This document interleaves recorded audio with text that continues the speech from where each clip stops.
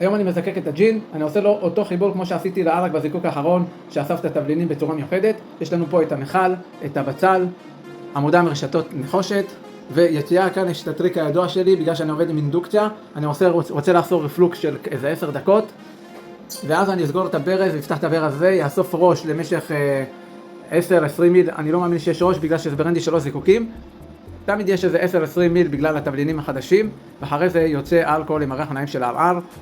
אני אוסף עד שיש לי 88 מעלות בראש המזקקת, מ-88 עד 91 אני אוסף בנפרד, לאחר מכן אני אפתח שוב את הברז הזה ויעשה רקטיפיקציה ויוצא לי אלכוהול של 94-95%, ולהשתמש בו לכל מיני חיטויים ודברים כאלה.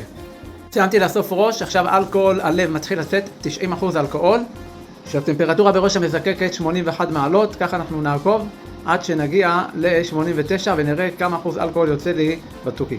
היום אני עושה זיקוק איתי על 1500 ואט, עבר כמה שעות, יש לי 78% אלכוהול, טמפרטורה בראש המזקקת 85 מעלות.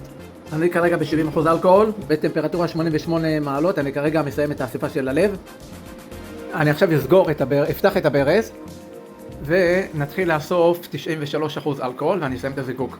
עוד כמות בחוזק של 92% אלכוהול, עד שהמכל למטה הפעם הגיע ל-92 מעלות. אני לקראת סוף הזיקוק, יש לנו 90% אלכוהול, ראש המזקקת 79 והמכל כבר 96, זה ודאי זנבות, אבל בכל זאת הם יוצאים 90% אלכוהול. אני אשתמש בזה לחיטוי, אני משתמש הרבה לחיטוי של הכלים של היין באלכוהול הזה.